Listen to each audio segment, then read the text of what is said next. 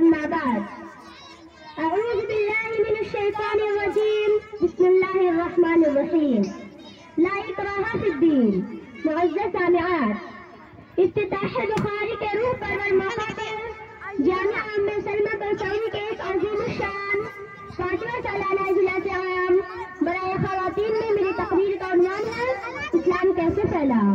معزز سامعات، آج اسلام دشمن طاقتوں کی طرف سے اعتراض بڑے زور و شور کے ساتھ اٹھایا جا رہا ہے کہ اسلام اپنے بلند تعلیمات نہیں اپنے طاقت کے بل بولتے پر دنیا میں پھیلا۔ اسلام کی حیرت انگیز اشاعت اور دنیا کے کونے کونے میں اتنی سرعت کے ساتھ پھیل جانے کا راز یہ ہے کہ مسلمانوں نے اسلام بنانے کے لیے تلوار کا استعمال کیا، پوری زبردستی سے اپنا کلمہ پڑھوایا۔ یہ اعتراض جتنی شدت کے ساتھ اٹھایا جا رہا ہے، حقیقت یہ ہے کہ جتنا ہی بے وقت اور کمزور ہے، کوئی معمولی چمڑ رکھنے والا انسان بھی اگر اسلامی تاریخ کا مطالعہ کرے تو اسے بیچ کے غلط ٹھہرانے میں کوئی تعامل نہیں ہوگا۔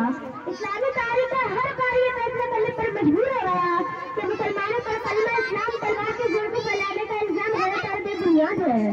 اسلام دنیا میں اپنی اعلیٰ تعلیمات کی وجہ سے پھیلا ہے۔ اسلام کے اشاعت میں لوہے کی تلوار نہیں، اسلام کی بلند اخلاق کی تلوار تھی جس نے وہ کام کر دکھایا جس کو بڑی سے بڑی فوج اور بڑے سے بڑے لشکر بھی انجام نہیں دے سکتا۔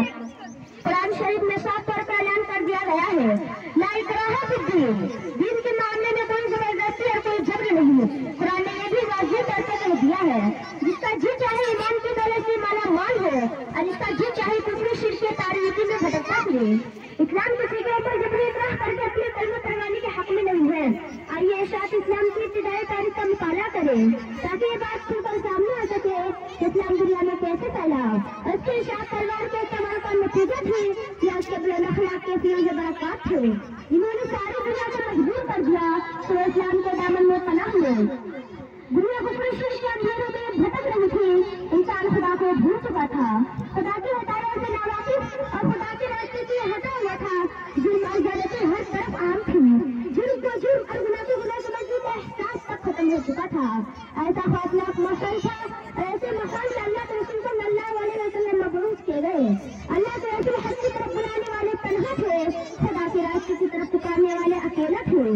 آپ کا اس وقت کوئی ساتھی نہیں تھا، گھر والے بھی نہیں، دوست بھی نہیں، عزیز و اقارب بھی نہیں۔ ایک طرف اللہ کے رسول تھے اور دوسری طرف ساری دنیا۔ اللہ کے رسول صلی اللہ علیہ وسلم کے پاس کوئی دنیاوی طاقت نہ تھی، کوئی فوج نہیں تھی، کوئی لشکر نہیں تھا، روپیہ پیسہ مال و دولت نہیں تھی۔ اللہ کے رسول نے جب لوگوں کو خدا کی طرف بلایا، دین کی دعوت دی تو ساری دنیا آپ کے دشمن بن گئے، آپ کے راستے میں کانٹے بچھانے لگے۔ نماز پڑھتے ہوئے گردن مبارک پر اونٹ کی اجی رکھی گئی، دوستوں نے منہ پھیر لیا، رشتے داروں نے ناطا توڑ دیا، اپنے پرائے ہو گئے، گھر والے غیریت برتنے لگے، ہر طرف سے آپ کی آواز کو دبایا گیا، آپ کو دین کی دعوت سے روکا گیا، اسلام کو مٹانے کی کوشش کی گئی۔ جس نے اس پکار پر لبیک کہا اسے مکہ کی گلیوں میں گھسیٹا گیا، مارا پیٹا گیا، سخت گرمی میں عرب کی جلتی ریت پر لٹا کر سینے پر پتھر کی بھاری چٹان رکھی گئی۔ ان ساری کوششوں کے باوجود بھی جب اللہ کے رسول کو دین کی دعوت سے باز نہ رہ سکے، رسول اللہ کے ساتھیوں کو شرک کرنے پر مجبور نہ کر سکے تو وہ گھر کو بے گھر کر دیا، وہ مدینہ جانے پر مجبور کر دیا۔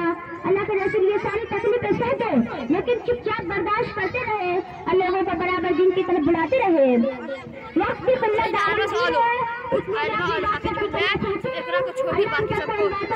کرنے کی توفیق عطا فرمائے۔ آمین۔ وآخر دعوانا ان الحمد للہ رب العالمین۔